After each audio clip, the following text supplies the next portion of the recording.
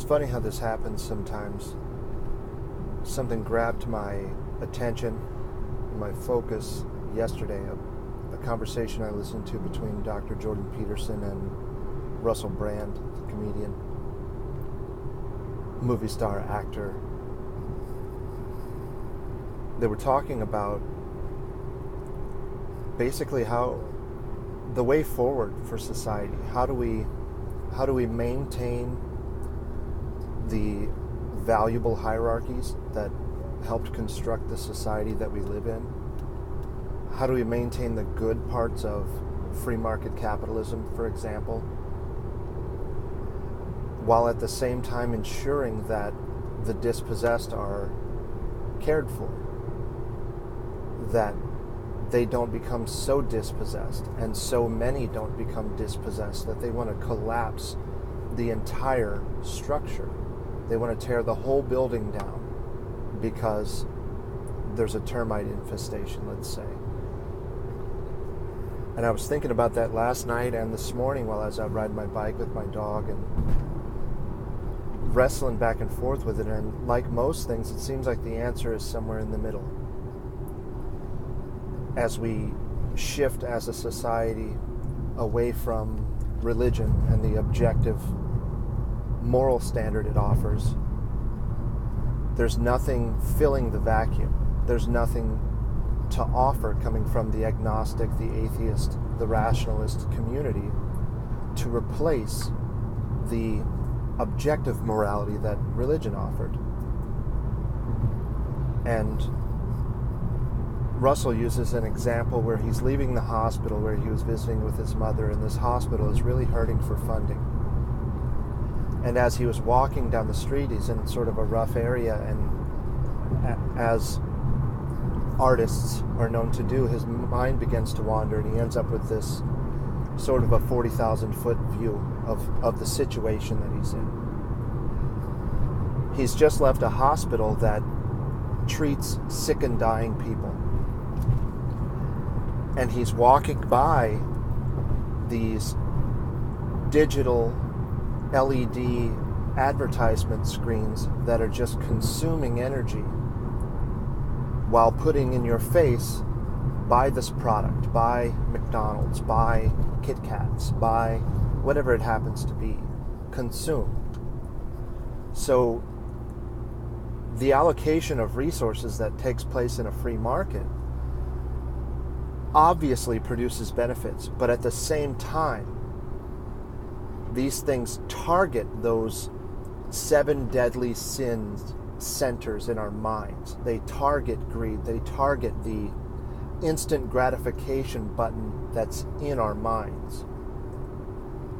So this is a valid criticism he brings up, that the market doesn't always make the good choice. It makes choices, and we allow individuals to make choices, and that's what makes up a market. What there's the most demand for rises. Resources are allocated to provide more of what is in demand, but what is in demand is heavily influenced by environment. So if I'm constantly bombarded with advertisements for fast food and alcohol and sex and cigarettes and whatever it happens to be, things that perpetuate unhealthy behavior, things that push that instant gratification button, then those resources are not being allocated in the best way, objectively. So how do we fill in the gap? How do we allow people to make choices and to be responsible for the choices that they make, while also doing what we can to limit the bombardment that takes place from things like advertisements, just to use one example. I don't mean to pick on companies that want to advertise their products, because not everyone is equipped to be dispassionate in that way. Not everyone is equipped to pass on dessert, let's say. So I started to think, well, maybe he's right. Maybe some people just aren't intelligent enough to make intelligent choices. And as I was saying it out loud, I thought, that's not right. If we can teach children to make appropriate choices, surely we can teach adults to make appropriate choices. The golden rule, Immanuel Kant. If we behave in such a way as that our actions create a standard by which all others will act, it's going to incentivize us to engage in healthy, productive behaviors. Because if I stab someone and that becomes the rule, that everyone just stabs everyone all the time, that's not a world I want to live in. If I treat people with kindness and compassion and understanding, and everyone else does that as a rule, man, sea change, right? So I was thinking about this overnight and saying it out loud this morning. And the first podcast that shows up on my list is Stefan Molyneux talking about this exact thing. Talking about how do we enable the individual? How do we incentivize proper behavior? And he starts talking about the exact thing that I'm saying. He does it a lot better than I do. He's a lot more experienced, a lot more articulate, a lot better in front of the camera. But he brings up Kant. He brings up the golden rule. He brings up teaching philosophy to children. Universally preferable behavior is that thing. It is that tool that creates the incentive to create the society that we want. Treat others as you want to be treated. Do unto others. The golden rule. If this can be explained to a 2-year-old, a 3-year-old, a child, if lessons like this, if rules for behavior, if rules that govern behavior can be explained to a child without being fraudulent, without lying to the child and saying, if you do this, you're going to hell. If you do this, you're going to heaven. Maybe you believe that heaven and hell are places. I don't happen to believe that. I think they're states of mind. And I think you very well can end up in hell through a series of choices, in the same way that you can end up in heaven through a series of choices. Dr. Peterson, in one of his lectures, gives an example of a fry cook in a restaurant. That fry cook can choose to be in heaven or in hell. Now, there are going to be all sorts of extenuating circumstances, but let's say I'm the fry cook and I make the choice I'm going to perfect the art of making fries. I'm going to have my workstation clean. I'm going to have my uniform clean. I'm going to be friendly and approachable and personable. I'm going to make the best fries I can, and I'm going to treat it as if it's an art. I'm going to treat it like a sculptor trying to perfect something and provide a perfect product at the end. I'm chasing something I'll never get, but it doesn't stop me from pursuing it. Or I can just drudge through the day. I can be negative. I can make myself look shabby. I can keep my workstation filthy. I can make soggy fries and slap them on a plate and throw it at the customer. I can choose heaven or I can choose hell.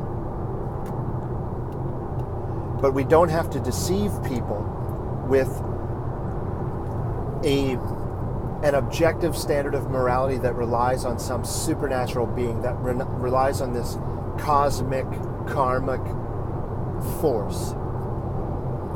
It's really, really simple to teach people how to behave properly.